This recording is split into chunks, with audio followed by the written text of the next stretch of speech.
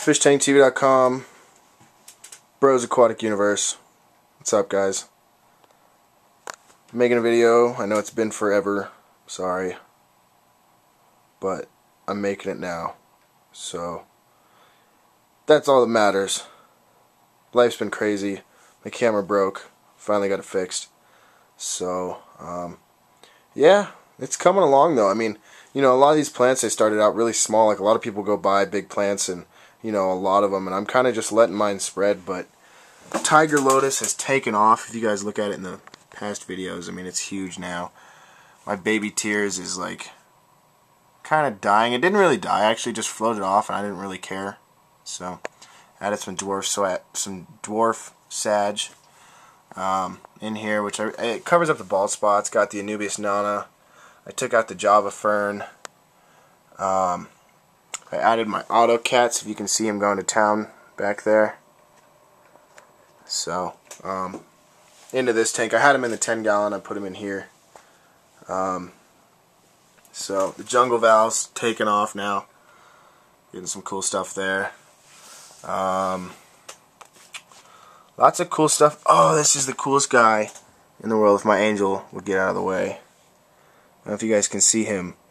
It's like an orange Mexican dwarf crayfish. My angel always wants to be in the video. He is so cool. That's as big as he'll get. He's super tiny. He's like, you know, he's half the size of my Corys. And but yeah, that's as big as he'll get, and he won't bother the other fish. The guys at the fish store were actually debating whether or not they would eat cherry shrimp. You know, they were thinking that as long as you keep them well fed, it'll be fine. They might eat the babies, but, you know, there's no cherry shrimp in here, so. But I thought that was the coolest thing. They are so cool. No breed. I thought that was awesome. Orange Mexican dwarf crayfish. Pretty cool. I love it.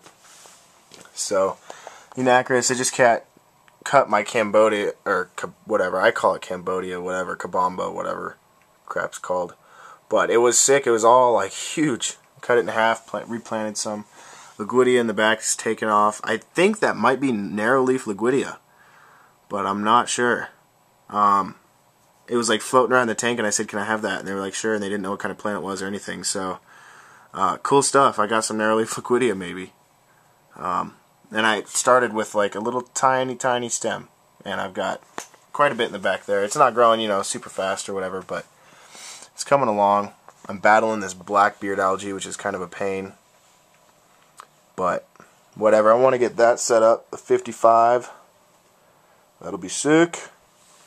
Move some fish over. Waiting for the funds, you know, the cash, the moolah to do that. Someday soon. I've been dealing with school. I was in a car accident, so kind of sucks, but so I gotta like buy a new car and crap. So that kind of comes first before my tank, unfortunately. But it's coming along, man. I love it. I actually love how well my tank's doing. It's kicking butt. The Rotella is just looking awesome. I love this Anubias.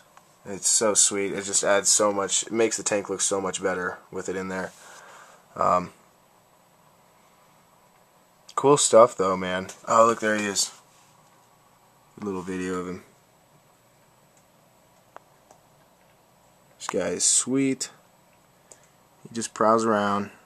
That's kind of all he does though, is just walk around the tank. It's so cool, and you always get to see him, you know. He hasn't like, he basically just walks around the tank. It's cool. Now see, like, watch, he might, no. Now sometimes like he'll nip at fish, you know, when they come near him. But that's it. He's pretty much harmless. He can't really do anything. So he'll just kind of scare him off. Him and the pleco have this weird thing going on. They're both kind of like territorial and... let's see if we can get this on video. No, he's going to leave him alone. But the pleco will like swat him with his tail. And the crayfish gets all pissed off and comes back, kind of nips at him, and the pleco swats him with his tail. And it's funny. But, you know, I was watching Dustin's video the other day, and he was talking about, you know, snails and all that stuff and that being good and all that. And I actually have an assassin snail in here to control the snail population. And I'm getting algae. You know, like I said, I'm battling the Blackbeard algae. I finally got some algae on the front of the glass. I don't know if you guys can see that or not, but which sucks, you know. And I reduced my lights. You know, I'm down to like 6 hours, and I do an hour nap, you know, in the middle. So 3 hours with an hour nap to let the CO2 build back up, and then another hour. So just cool stuff. I saw that, you know, learned about the naps and stuff. FishTankTV.com. If you haven't been there yet, he's floating. It's cool. He's cool, man. I love him. Crayfish dude, he's cool. But yeah, so this algae thing's kind of bumming me out. I don't think it's that bad, but still, it's like I look on my plants and I see algae, and I don't like to see algae on my plants. So it's nothing like out of control, but you know, I just much rather have my plants be clear. I don't know if you know, you guys can't see, but there's some on the glass. You can see that. See that green spot right there? See that? That's algae. So would like that gone. You know, and part of it is too, I've got the same problem as Dustin. I've got this onyx sand in here, you know, and I think it's leaching, and I really actually am going to redo this whenever I set up my 55. I'm going to redo this tank and put some other type of gravel in there, but I got to wait till I set up my 55, which sucks. So I don't know, but I thought about taking the assassin snail out of there. You know, you're saying snails are good, and getting rid of him. I mean, I see little snails all over the place all the time, but never any big ones or anything, so thinking about taking them out of there. And here's my 10-gallon. I've rearranged this thing like mad. I've got my 2 swords over here. This is all crypts, red crypts, green crypts. It's just Cryptwind DT. It was one, you know, I bought like 2 of them, split it apart, got tons of plants out of it, so some micro sword growing, jungle val over there. That's really it. This tank's really simple. I mean, I've only got, what, 4 species of plants in here. You know, there's some Java moss growing. I took it all out, but what was stuck to the wood I just left, so, you know, a little bit of Java moss. Sorry, guys, that was a phone. All my cherry shrimp died, except for the babies. One of my shrimp had babies, and they've survived. I think I've counted 6 of them so far. I think that's about all that's in here, but, you know. And I was going to do something really cool. I was kind of hesitant to tell you guys because I figured somebody go out and do it. But I'll tell you guys anyways because I can't wait. But I wanted to try to crossbreed the black crystal shrimp with the red cherry shrimp. I thought that would look so sick. You know what I mean? Like a red shrimp with black stripes. I thought that would be so tight. And it sucks because my LFS, the only LFS in town that has black crystal shrimp, the person that they were getting them from just moved and broke down their tank. So they can get them from their supplier, but they're expensive. They're going to be like $15 a pop, you know, and when you're like, with red crystals, you know, and shrimp and stuff, it's like, I don't know, I'm hesitant to buy them. $15 a piece, you know what I mean? To get like 4 of those guys would be like, you know, $60. That's just crazy. Crazy expensive, dude. So, sorry I'm like talking and not watching what I'm doing. But, yeah, so, a little bit hesitant, but I don't know. We'll see how that goes. Loving these guys. Neons are kicking butt.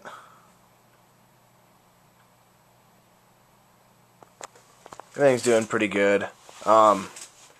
I don't really got any ideas for videos, guys, so give me some ideas. I mean, I've been seeing stuff. By the way, Dustin, I can't remember what I was going to say, but the onyx sand, yeah, it's kind of a pain. My Eco Complete, this tank has been super clean from day one. This one has always been kind of foggy, you know. I mean, I think you can tell the difference. And that's not just the light, like, well, it doesn't look as bad right now, but part of it is has a brown background, so. But it's always been dirty, you know. My filter, like, gets dirty as heck in this one and not so much in this one, and so, you know, I'm pretty sure that it's the onyx sand. It's a good call, by the way. Thanks, Dustin. It definitely helps. And I was actually planning on redoing this tank anyways, so the fact that that happened to Dustin helps me out, too. Sorry about the long videos, guys, if I've just been chatting, but I'll get some more videos up. Like I said, guys, let me know, add comments onto this, email me. I think there's just like a button on my page, to email me or whatever, add comments. Whatever, just let me know what you guys want to see, if you want any info. Tell you guys what's up. You got any questions, man, I'll make you a video. So, need some ideas for videos. I don't really just want to do like updates on my tanks, but if so, so be it. So kind of having some problems with this Cambodia. I don't know, I just call it Cambodia.